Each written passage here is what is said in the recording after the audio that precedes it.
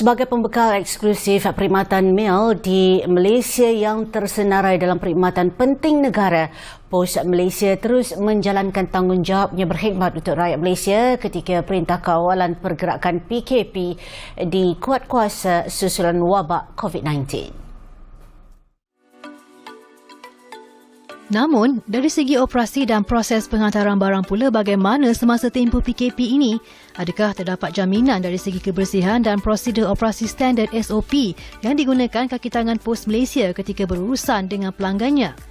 Pengurus Negeri Pos Malaysia Selangor Khairul Nizam Cik Nik berkata, bermula dari kaunter serahan sehinggalah proses penghantaran dan penyerahan item, amalan kebersihan sentiasa diterapkan kepada kaki tangannya bagi mencegah COVID-19. Kami di Pos Malaysia mengamalkan langkah pencegahan seperti mana yang dimaklumkan oleh pihak KKM, di mana semua petugas kami disaring suhu badan setiap hari sebelum memerlukan tugas dan dibekalkan peralatan perlindungan diri dengan topeng muka, hand sanitizer dan juga glove. Urusan antara pelanggan dan kaki tangan ketika proses serahan parcel juga dilakukan secara minimum bagi menghadkan kontak dan jarak sosial yang selamat. Dari segi keselamatan semenjak PKP ini, kita orang akan menyerahkan barangan pelanggan dengan cara melihat IC mereka dan mengambil IC nama dan nombor IC mereka, dan dari segi tanda tangan kita akan ambil dia punya nombor telefon sahaja untuk keselamatan kita dan pelanggan lah. Bukan sahaja kaki tangan, orang ramai yang ingin berurusan di kaunter juga turut diarah mengikut SOP ditetapkan, iaitu dengan melalui pemeriksaan suhu badan sebelum memasuki premis selain pemakaian penutup hidung dan mulut. Khairul Nizam berkata orang ramai tidak perlu meragui risiko jangkitan COVID-19 melalui bungkusan parcel yang diterima dari pos laju kerana Pertubuhan Kesihatan Sedunia WHO mendapati tiada kes atau risiko amat rendah untuk mengaitkan perkara itu dengan wabak tersebut.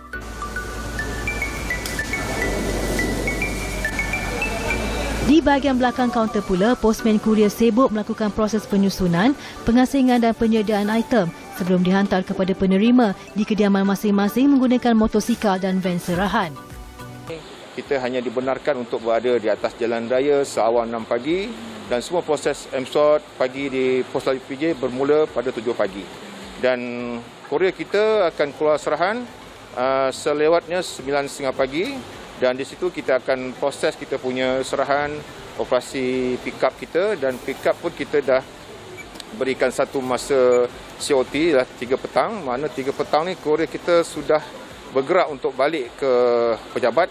Ahmad Nazir berkata postman kurier pula sudah memahami tugasan masing-masing pada waktu PKP ini dan tetap komited walaupun menyedari kemungkinan terdedah kepada sebarang risiko jangkitan.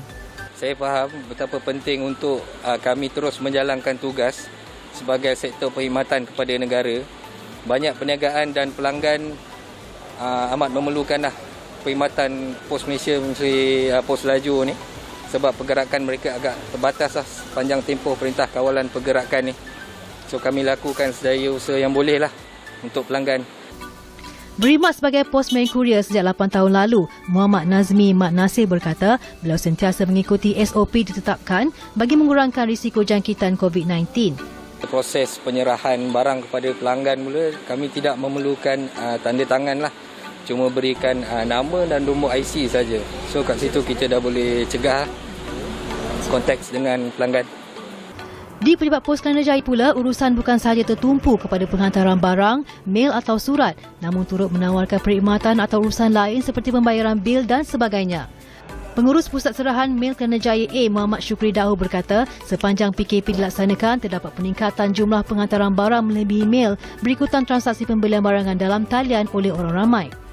Kita nampak terdapat sedikit pengurangan di bahagian kaunter dan juga mil-mil antarabangsa kita ada pengurangan sedikit, tetapi buat masa sekarang kita nampak peningkatan sedikit daripada item-item pos laju, yang mana banyak daripada pelanggan kita menggunakan pos laju sebagai kita punya saluran untuk penghantaran barang-barang ke pelanggan-pelanggan dan juga kepada orang luar.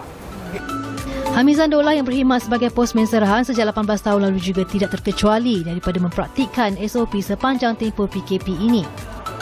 Ketika berurusan dengan pelanggan, kita akan mengikut jarak yang telah ditetapkan 1 meter itulah untuk kita berurusan dengan pelanggan. Begitu juga dekat dalam suasana dekat pejabat, kita pun akan mengekalkan jarak 1 meter antara satu sama lain. Bukan sahaja di kaunter, orang ramai juga mempunyai pilihan lain untuk mengirim barangan mereka yang bertepatan dengan konsep penjarakan sosial. Pejabat Pos Kelana Jaya merupakan antara 5 buah pejabat pos yang menyediakan perkhidmatan Easy Drive-Thru EDT, iaitu kaunter pandu lalu bagi memudahkan urusan penyerahan item oleh orang ramai. Easy Drive-Thru kita ni sebenarnya memudahkan mereka, di mana mereka hanya perlu duduk dalam kereta untuk buat pengemusan. Di mana apabila sampai di kaunter drive-thru, kaki tangan kita akan membantu untuk mengambil barang dan membuat timbangan, seterusnya menyatakan berapa bayaran yang perlu dikenakan, dan selepas pada selesai dia terus boleh beredarlah. Selain itu, pelanggan juga boleh melunaskan pembayaran bil atau pembayaran insurans kenderaan dan perjalanan menggunakan perkhidmatan dalam talian menerusi postonline.com.my, perkhidmatan lokal bungkusan Easy Box, pos laju Send Parcel dan Express Mail Service EMS. Perkhidmatan dalam talian tanpa melibatkan pertemuan empat mata ini amat bertepatan dengan saranan kerajaan bagi mengurangkan kontak demi mencegah penularan wabak COVID-19.